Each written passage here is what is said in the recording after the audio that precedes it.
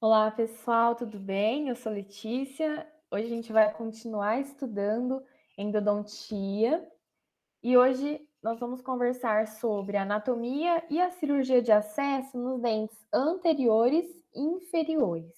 A gente já conversou sobre a cirurgia de acesso dos dentes superiores, anteriores, sobre os pré-molares e agora vamos partir para os dentes anteriores e inferiores. Também já abordamos alguns outros aspectos, como o preparo biomecânico dos canais, instrumentação, técnica da condensação lateral. E nesse momento, então, nos incisivos inferiores, o número de raiz ele vai depender do grau de achatamento mesiodistal daquele dente. Reparem aqui nessa foto. E a altura da coroa e o comprimento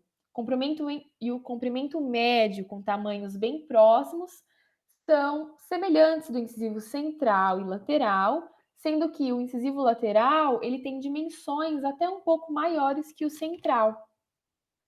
Vamos ver aqui nessa tabelinha. Incisivos inferiores.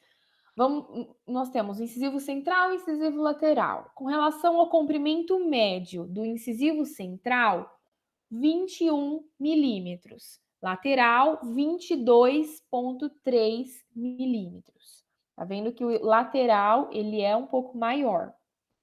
Altura da coroa do incisivo central, 8,9. Do lateral, 9,7. Número de raízes, geralmente uma raiz. Lembrando daqueles canais laterais, acessórios. Número de canais, 1 ou 2. Então, raízes 1, número de canais, 1 ou 2. Bom, então o importante nesse primeiro momento é que o incisivo lateral ele possui a sua dimensão, alguns tamanhos maiores do que o incisivo central. Incisivos centrais inferiores e incisivos laterais inferiores. Bom, incisivos centrais, eles possuem raiz única, delgada e bem estreita no sentido mesiodistal, podendo formar um sulco lateral. Dependendo do grau de achatamento desse sulco, ele pode levar à divisão do canal principal em dois, um canal vestibular e um canal palatino, lingual, na verdade. A coroa, ela possui as faces mesial e distal, que são convergentes, o cíngulo menos pronunciado e borda mesial mais alta que a distal. Incisivos laterais têm dimensões reduzidas da coroa, comprimento da coroa maior que o incisivo central, raiz única, mas com grau de curvatura, mas também podendo ter dois canais, sendo isso dependente desse sulco lateral. E o cíngulo um pouco mais pronunciado. Então, incisivo central e incisivo lateral. Lembrando que quanto maior a concavidade, maior a chance de divisão do canal principal, principalmente nos terços médio e apical, em 11,5% e 44%. Vamos ver aqui dos incisivos inferiores em geral. Raiz única, achatamento mesiodistal, concavidade longo eixo da raiz. Canal geralmente único, pronunciado achatamento mesiodistal, né? Dois canais de 11,5% a 44% dos casos e canais laterais de 2 a 20%. O terço apical, que é o que mais interessa para descobrir o diâmetro anatômico, e o seguinte protocolo de instrumentação. A saída do forame é geralmente apical à raiz, sendo que o forame pode não coincidir com o ápice anatômico, às vezes pode estar um pouco mais distalizado. Normal o cone de gutta percha ou a lima saírem para essa lateral, a raiz. por conta desse forame localizado diferentemente do ápice. O diâmetro anatômico a 1 milímetro do forame apical tem os seus valores vestibulingual e mesodistal. Importante para determinarmos qual será a lima que a gente vai utilizar e para determinar o diâmetro anatômico. Assim, provavelmente, o diâmetro anatômico vai ser determinado a partir da lima K, número 25. Lembra que a gente viu nos outros dentes, geralmente, a média de diâmetro anatômico e quais as limas aproximadas que a gente consegue utilizar com esse instrumento para determinar o diâmetro anatômico. Então, no caso desses dentes, é a lima K número 25, tá? Então, forame apical, lateralmente a raiz, diâmetro de 1 milímetro. Vestibulingual, 0,37 milímetros e mesodistal, 0 a 25 milímetros, tá? Bom, com relação a caninos inferiores. Os caninos têm dimensões parecidas com o canino superior, e ele é o segundo maior dente da arcada.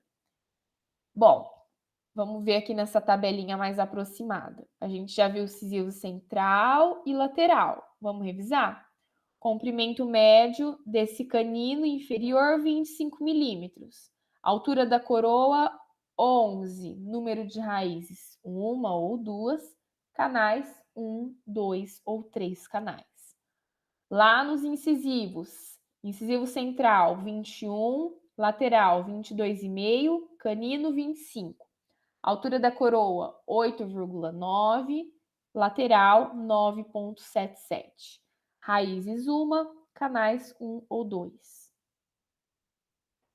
Aqui a altura da coroa 11. Número de raízes 1 ou 2, canais 1, 2, 3.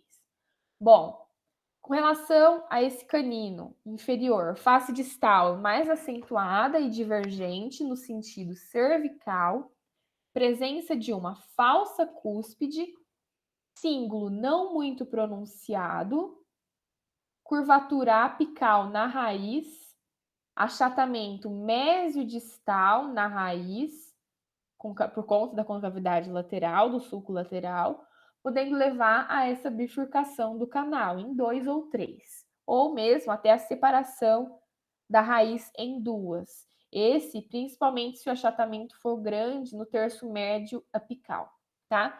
Aqui duas observações.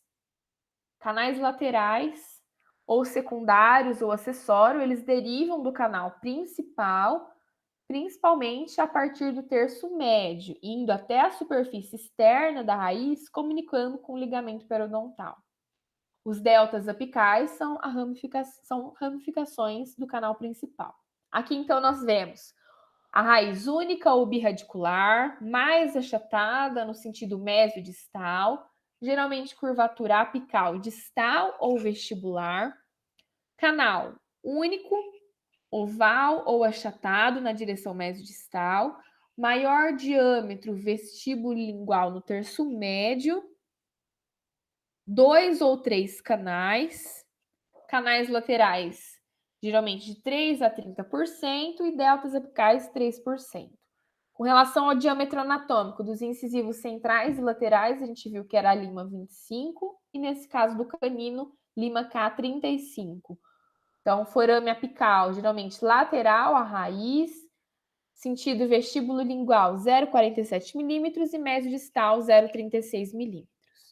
Bom, com relação à cirurgia de acesso para esses grupos dentais, ela é semelhante aos dentes superiores, então temos ponto de eleição, direção de trepanação, forma de contorno inicial, forma de conveniência, limpeza e antisepsia.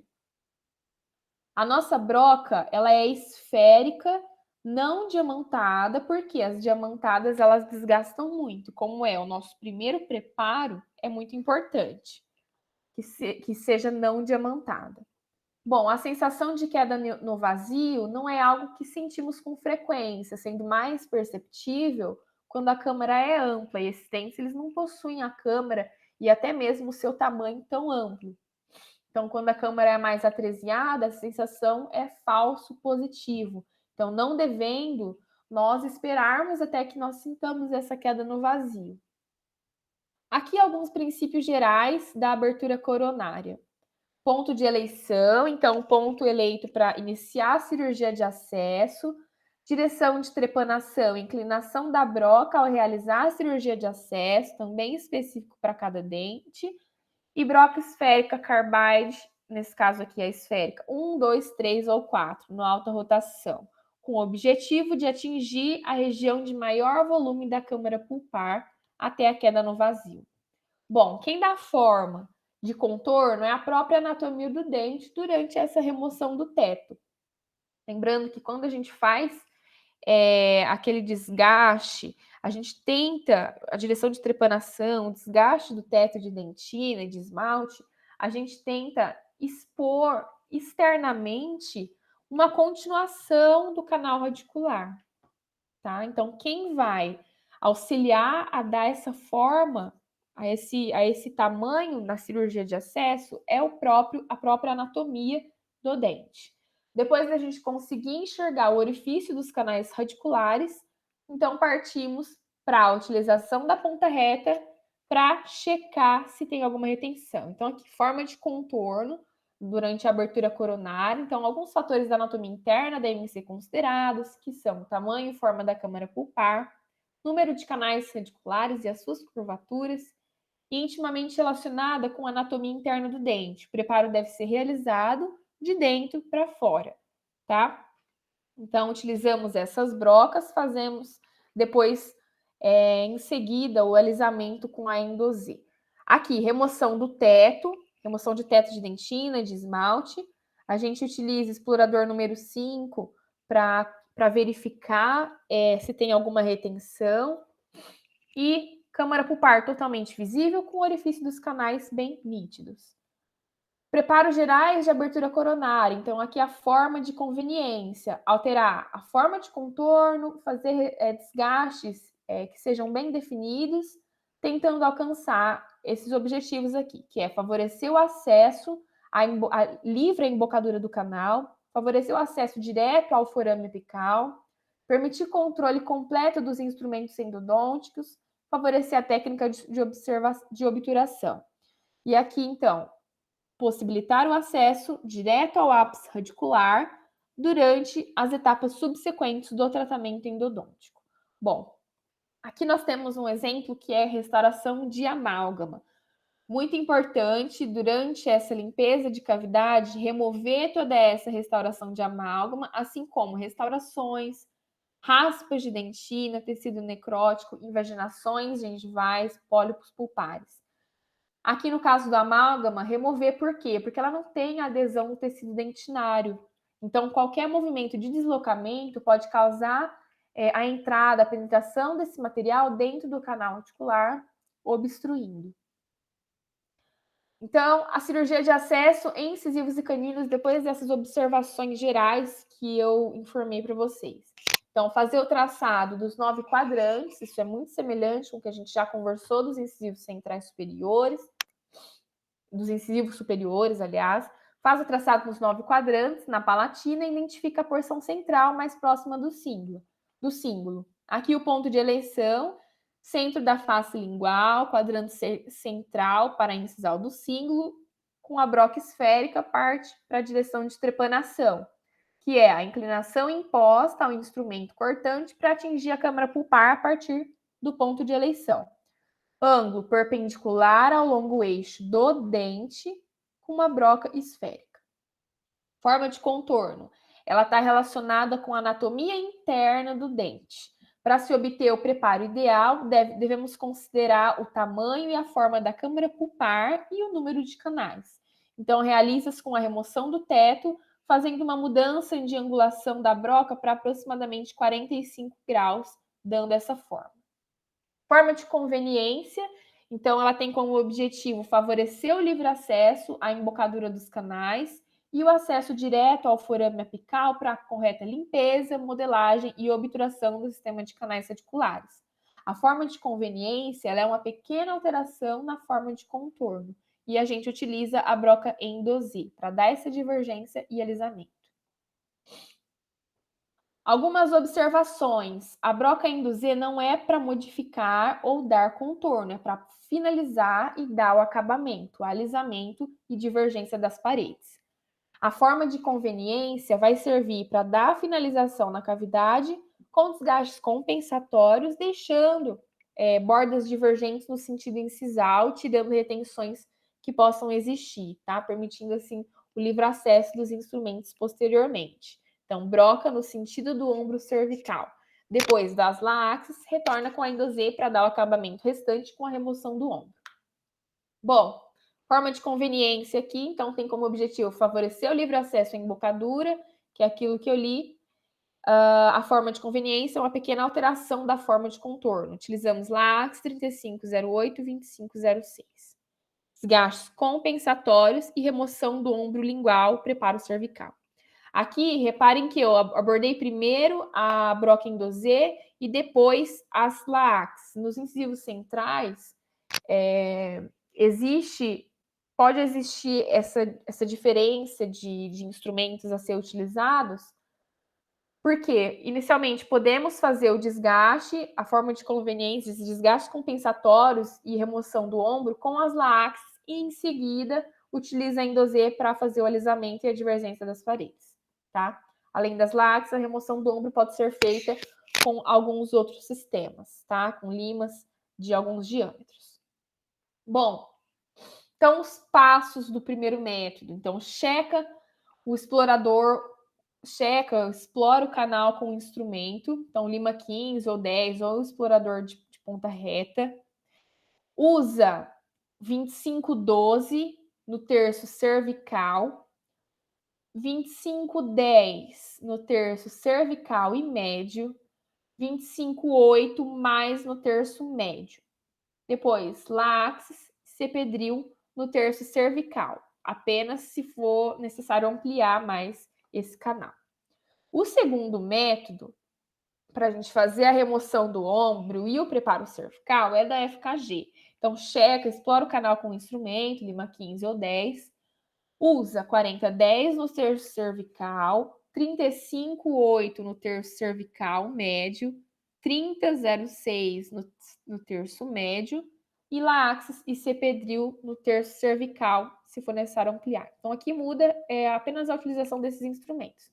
25,12 para o 40-10, 25,10, 35,8. 25,8, 30,06. Bom, observação, então, irrigação, aspiração, inundação a cada instrumento e não ultrapassar os 5 segundos dentro do canal, tá? Então, apenas aquelas 3 vezes de inserção desses instrumentos que vamos conseguir ficar pelo tempo de 5 segundos dentro do canal. E se não fez um trabalho suficiente que deveria ser feito, removemos, limpamos o instrumento com gás, irriga, inunda e usa o instrumento anterior. Aqui, revisando, então, incisivo central e lateral ficam com a forma final com um triângulo com base voltada para incisal. Ó. Aqui novamente. Algumas observações. Por que o preparo cervical e a remoção do ombro são tão importantes nesses dentes inferiores? Porque nesses dentes, geralmente, há a presença do segundo canal e a não remoção do ombro dificulta o acesso no canal lingual, caso ele exista. Além disso, ela aumenta a capacidade de atuação do instrumento, assim como determinação do diâmetro anatômico. Então, muito importante, especialmente relevante a remoção do ombro nesses dentes. Então, revisando, cirurgia de acesso, ponto de eleição central, mais próximo do cíngulo, direção de trepanação com a broca perpendicular ao longo eixo do dente, remoção do teto, com movimentos de varredura de dentro para fora, em direção à incisal, mas sem desgastar a incisal, vai inclinando a broca de modo que ela fique em 45 graus, movimento de varredura. Do canino, a mesma coisa. Reparem aqui, é o mesmo passo que eu acabei de abordar, com essas brocas e Endo-Z, depois para alisar. Forma final de abertura, incisivo central inferior triangular, triangular com base voltada para incisal, e o canino é ovalada, chama ou lança. Aqui, alguns cuidados essenciais para esses grupos incisivos, então, levar em consideração a inclinação desses dentes na arcada. Então, o incisivo central inferior tem uma angulação de aproximadamente 15 graus, o lateral de 10 graus. O canino aqui, reparem, na palatina, 17. Esse aqui são os dentes superiores, inferiores aqui 2% os caninos. Então, os caninos não são tão angulados. O incisivo lateral e o lateral e central são. Ombro lingual, acesso, localização e limpeza para remoção de remanescentes pulpares. Se permanecer, isso gera um insucesso. Importante a remoção desse ombro para a gente consiga ter acesso a um canal lingual que possa existir. No terço cervical, a gente tem a sensação de ter um canal único e próximo da apical, então começa a aparecer a divisão dos canais vestíbulo lingual, os quais voltam a se unir mais nesse terço apical. Reparem aqui quando a gente tem esse corte, quando a gente desce um pouco mais, vem nessa parte, a gente consegue visualizar essas duas. Aqui a foto não. A foto ficou incorreta, essa foto representa essa. Nesse caso, esse ponto aqui, ele tá aqui mais ou menos. Então, repare que a gente consegue visualizar 2 canais. Então, formas de anatomia que podemos encontrar nos incisivos inferiores, então canais acessórios, canais laterais, ramificações apicais, subdivisões do canal. Tá? Nos dentes que se subdividem em 3 canais, o instrumento ele não vai atuar nesses 3. Então, deve ter um acesso livre para quê? Para que a solução irrigante possa penetrar nesses outros canais por difusão, por osmose. Tá? Então, sistemas de irrigação e aspiração durante o preparo biomecânico e instrumentos de finalização de preparo. Com relação ao canino, então, variedade de anatomias, alto índice de canais laterais e deltas apicais, que são as ramificações, canais achatados em relação aos caninos superiores e incisivos inferiores, e curvatura paradistal ou vestibular. Importância do acesso coronário e da remoção do ombro lingual, especialmente se estamos frente a um canino birradicular, o qual tem canais extremamente atrésicos. Importante localizar o segundo canal, presença do ombro lingual.